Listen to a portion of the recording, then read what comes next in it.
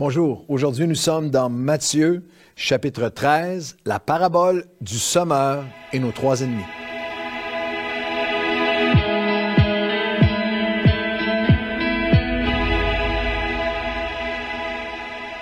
Bonjour à tous, bienvenue à votre café matinal. Matthieu chapitre 13, notre thème trois ennemis. Vous étiez déjà arrivé de vous demander pourquoi est-ce que c'est si difficile de lire la Bible? Pourquoi est-ce qu'il semble de lire la Bible ou d'être fidèle aux cafés matinaux avec Pasteur Claude, à être fidèle à un livre chrétien ou la parole elle-même, juste face à la parole. Il y a ce que un de mes pères dans la foi, David Wilkerson, appelait la conspiration d'interruption. J'ai un temps que j'essaie de mettre de côté, je veux passer du temps dans la parole de Dieu et pourtant, il y a toujours quelque chose qui arrive qui fait que là, je me retrouve à avoir négligé, si vous expérimentez ce genre de conspiration d'interruption, il faut vous réaliser que c'est parce que vous êtes en plein combat spirituel. Qu'il y a vraiment un combat, la Bible est un livre surnaturel qui a changé et change des vies. Depuis toujours, la parole est inspirée de Dieu et elle transforme des vies. Nos vies sur la terre vers une vie abondante que Dieu a pour nous, transforme des familles et parfois transforme des générations, brise des cycles générationnels par un homme, une femme, quelqu'un qui est venu à la parole de Dieu, la parole vous connaîtrez la vérité qui nous libère, révèle Christ, il y a une vie nouvelle, il y a une naissance spirituelle, puis toute une série de générations qui sont changées. La parole de Dieu transforme des vies, notre vie sur cette terre et ce que la Bible appelle la vie éternelle ou la vie après la mort. Alors croyez-moi, la raison pour laquelle c'est difficile pour vous de lire la Bible, c'est qu'il y a un combat. Luc, Jean, Marc, Matthieu, chacun des évangéliques, chacun à sa façon, vient nous souligner ce combat. Dans Matthieu 13, notre chapitre aujourd'hui, Jésus explique 7 paraboles, enseigne 7 paraboles différentes. La plus connue est la parabole du semeur, qu'on a appelée la parabole du semeur, et il capsule ce combat.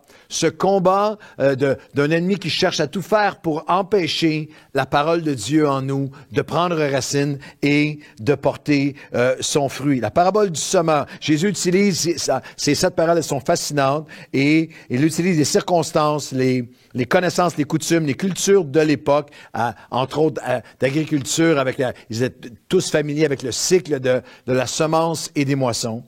Et pour expliquer le combat spirituel et les trois ennemis qui s'acharnent pour empêcher la parole de Dieu de faire son œuvre en nous.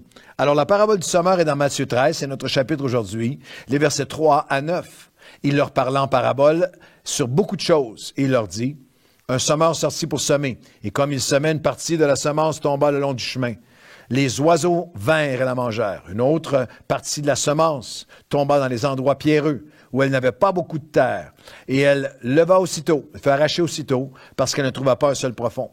Mais quand le soleil parut, elle fut brûlée et sécha, faute de racines. Une autre partie tomba parmi les épines montèrent et l'étouffèrent. Une autre tomba et dans la bonne terre, et elle donna son fruit, un fruit de multiplication. Que celui qui a des oreilles pour entendre, entende. Alors Jésus explique et décrit, et la pensée principale, c'est qu'il y a l'ennemi de notre âme voit et sait ce que la parole de Dieu peut faire en nous. Il y a en fait un combat violent dans l'invisible. Une violente attaque. 3 ennemis qui se liguent pour essayer de voler ou d'étouffer. Et il y a différentes descriptions de la parole qui est volée, qui tombe sur le chemin. La parole qui monte un peu pour par la suite être arrachée. Et lorsque je dis un combat violent, peut-être que vous trouvez ça un peu intense, mais vous vous souvenez lorsqu'on était dans Matthieu chapitre 11, que Jésus a littéralement utilisé cette expression, Matthieu 11, 12, depuis le jour de Jean-Baptiste jusqu'à présent, le royaume des cieux subit des attaques, est forcé, est attaqué avec force, et ce sont les violents qui s'en emparent. Ne vous trompez pas, ne soyez pas endormis spirituellement ou négligents spirituellement, insouciants au fait qu'il y a un violent combat spirituel pour essayer de voler la semence de Dieu dans votre cœur. Et dans Matthieu 13, il identifie 3 ennemis que nous devons discerner, identifier et combattre pour protéger la parole de Dieu en nous. Le premier ennemi, c'est littéralement l'ennemi satanique. Jésus explique lui-même sa parabole au verset 18. « Voici donc, Écoutez ce que signifie la parabole. Voici le sens de la parabole du semeur.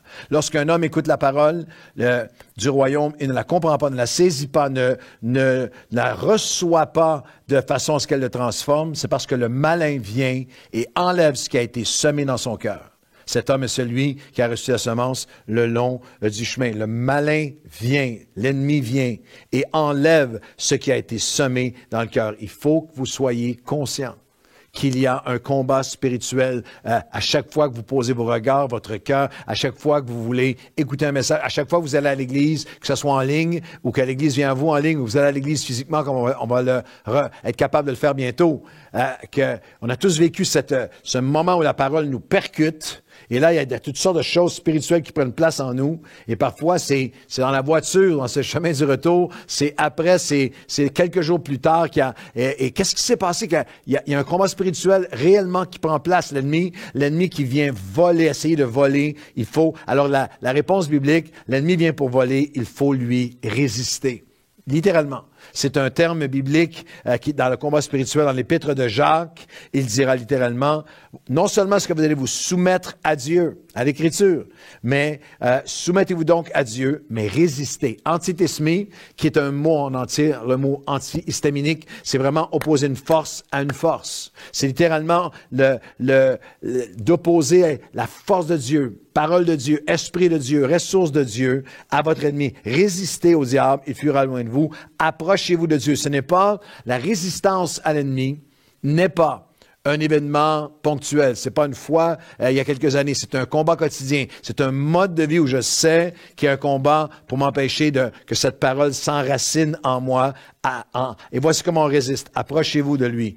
Il s'approchera de vous. Nettoyez vos mains. Purifiez vos cœurs, vos actions, vos motifs. Alors, il y a cette dynamique, littéralement, non seulement lui résister parce qu'il y a l'ennemi satanique pour voler la parole dans votre propre vie, mais comprenez-le dans les personnes à qui vous témoignez, dans vos enfants que vous essayez d'élever dans la foi, dans votre communication de votre foi. Il y a un combat qui est spirituel. Mon père spirituel, David Wilkerson, me l'a appris plusieurs fois. Il y a cette habitude qu'il avait après les réunions. Parfois, en 1985, la première fois que j'ai passé un temps prolongé avec lui, dans les grandes croisades, dans les différents stades où j'étais son traducteur, je prêchais avec lui, et parfois des heures de temps par la suite, dans sa chambre, à intercéder. Et une fois, m'avait expliqué, c'est parce que il y a tellement de gens qui avaient répondu à l'appel, qui avaient été touchés. Je me souviens en 1985 d'un soir où parmi ceux qui s'étaient approchés, il y avait Luc Dumont, qui est devenu une voix pour toute la francophonie. Complètement, c'est la première fois qu'il entendait l'Évangile sous notre ministère, s'est converti. Et Wilkerson, dans la nuit, qui me dit, moi, je combats pour les âmes, parce que là, la semence a été mise dans le cœur, mais l'ennemi essaie de la voler. Alors, je priais, j'avais jamais entendu cette expression-là avant. I'm praying to secure the seed, pour protéger la semence dans les cœurs. Le premier ennemi, l'ennemi satanique, il faut lui résister. Le deuxième ennemi, l'ennemi de la superficialité spirituelle, il faut des racines. Et là, il continue à expliquer sa parabole. Verset 20. Celui qui a la parabole du semeur. Celui qui a reçu la semence dans des endroits pierreux, c'est celui qui entend la parole. Il la reçoit avec joie aussitôt, mais il manque de racines. Il n'a pas de racines en lui-même. Il manque de persistance. Et dès que survient une tribulation ou une épreuve, une persécution, il y trouve une occasion de chute. Il y trouve une raison. Il y trouve une raison d'abandonner Dieu. Il y trouve une justification pour s'éloigner de Dieu. Littéralement, le deuxième ennemi, c'est l'ennemi de cette dynamique de superficialité. J'ai reçu la parole et comme pasteur, croyez-moi, c'est quelque chose que l'on voit qui nous déchire le cœur. Et ça, si on ne comprend pas la dynamique, c'est hallucinant parfois de voir des gens qui reçoivent la parole avec tellement de joie, mais à moins qu'ils ne développent des racines dans leur cœur, des racines dans leur âme. Et le psaume 1 nous donne un portrait hallucinant de quelqu'un qui a des racines. Heureux l'homme qui ne marche pas, psaume 1, 1-3. Selon le conseil des méchants, qui ne s'arrête pas sur la voie des pécheurs, ne s'assied pas en compagnie des moqueurs, mais trouve son plaisir dans la loi de l'Éternel. Il la médite jour et nuit. Il est comme, ça c'est l'enraciné, il est comme un arbre enraciné, planté près d'un courant d'eau, qui donne son fruit en sa saison, et le feuillage ne se flétrit pas. Il y a un renouvellement. Tout ce qu'il fait, lui, réussit. Il y a vraiment une image une description. Comment vaincre l'ennemi et la superficialité Comment mieux, plus m'enraciner? Qu'est-ce qu'il fait, l'homme qui est enraciné? Il ne s'attache pas aux méchants, il ne s'arrête pas sur la voie des pécheurs, il ne s'assied pas en compagnie des moqueurs. En d'autres mots, il prend des décisions sur ses influences, sur son environnement, sur ses relations.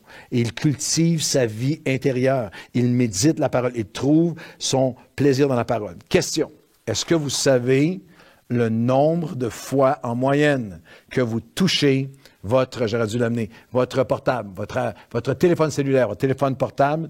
Une étude récente dit que c'est nord-américain, je pense que c'est pas mal la même chose que les Européens, 300 fois par jour. Alors, c'est 2000 fois par semaine. Et là-dedans, il y a des mamies qui touchent leur téléphone une fois par jour. Alors, il y en a certains d'entre vous, vous êtes dans bien plus que cela.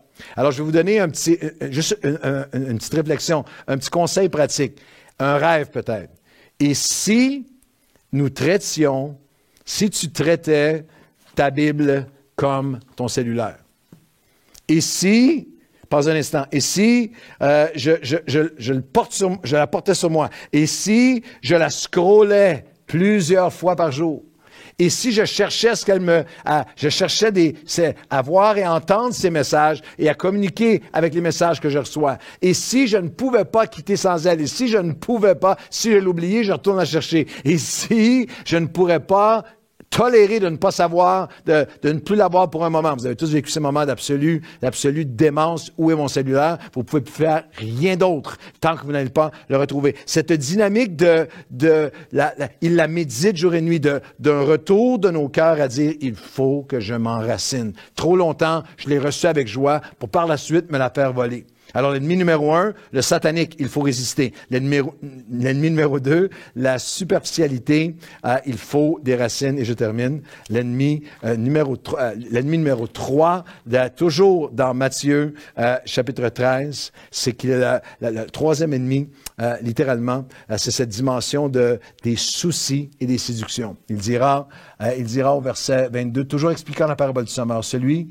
qui a reçu la semence parmi les épines, c'est celui qui entend la parole, mais qui, avec les soucis du siècle et les séductions des richesses, cette parole est étouffée. Elle est rendue sans résultat. Elle est rendue sans fruit.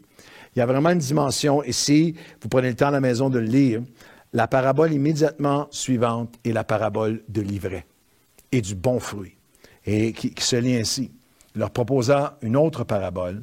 Le royaume de Dieu est semblable à un homme qui a semé une semence dans son champ. Et pendant que les gens dormaient, son ennemi vint. Il y a une négligence spirituelle, il n'est pas alerte. Et l'ennemi vient et sème de l'ivraie parmi le blé, il s'en alla. Lorsque l'herbe a poussé et a donné du fruit, l'ivraie parut aussi. Les serviteurs du maître de la maison vinrent lui dire, « Seigneur, n'as-tu pas semé une bonne semence dans ton champ? D'où vient donc qu'il y ait de l'ivraie? » Il a répondu, c'est un ennemi qui a fait cela. C'est la dimension d'un refus de laisser les bonnes choses, le fruit dans nos vies, et même le fruit matériel, le fruit de la bénédiction, le fruit du succès, le fruit de la sécurité, le fruit de ce qu'on a acquis, nous amener à un endroit d'aveuglement à l'ivraie qui est là également. Nous avons toute cette tendance, après un certain nombre d'années de vie chrétienne, de négliger, de tourner un regard aveugle sur de l'ivraie que nous avons permis d'être dans notre vie.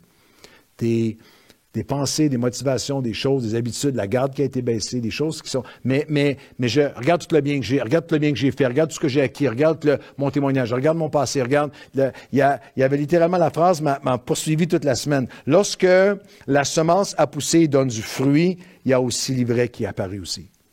Et dans les derniers 12 mois, pendant cette pandémie, de ministères internationaux qui avaient un fruit extraordinaire, mais qui, à un certain moment donné, il est évident, avaient laissé une portion d'ivraie entrer, petit à petit. Et pendant des années, c'est la seule façon dont l'ivraie peut ultimement les consommer. C'est que l'ivraie est là, mais je choisis de voir tout le bien que je fais, le bien que j'ai acquis, ce qu'on dit de moi. Mais il y a un refus au quotidien. Je réalise que même dans les saisons de bénédiction, de fruits, d'abondance, des églises qui ont connu des années extraordinaires, des ministères qui ont eu un fruit extraordinaire, il y a un ivraie qui a commencé à entrer, mais moi je regarde juste à mon fruit, je m'aveugle moi-même avec mon fruit. Le combat spirituel, l'ennemi de la semence qui va porter un fruit en nous, c'est ce cœur qui dit, Seigneur, aujourd'hui, je te remercie pour le fruit, mais donne-moi ce discernement, cette attention, ce refus au quotidien d'un ivraie qui viendrait tout bousiller, qui viendrait voler, étouffer, rendre sans efficacité, infructueuse la parole de Dieu en moi. Seigneur, aujourd'hui, garde-nous conscients, garde-nous alertes comme jamais, réveille-nous à ces trois ennemis. Nous allons résister à notre ennemi, à l'ennemi de notre âme, au satanique lui-même. Nous allons, Seigneur, non seulement, mais nous allons également rechercher ces racines profondes en toi. Pas seulement recevoir la parole avec joie, être des consommateurs, mais, Seigneur, avoir ces racines qui s'approfondissent en nous, avec qui je m'assois, avec qui je suis accompagné, avec qui je suis en accord. Seigneur, les influences dans ma vie. Et aujourd'hui, Seigneur Dieu, rends-moi non pas légaliste envers les autres, mais marchant dans ta grâce, mais avec un regard alerte. L'ennemi est venu et celui qui était supposé garder dormait. Réveille mon cœur, réveille mon âme. Il y a du fruit, je t'en remercie. Mais Seigneur, que je sois alerte à l'ivraie dans ma vie, afin de m'offrir à toi et que ta parole puisse porter pour toujours son fruit en moi. Au nom de Jésus.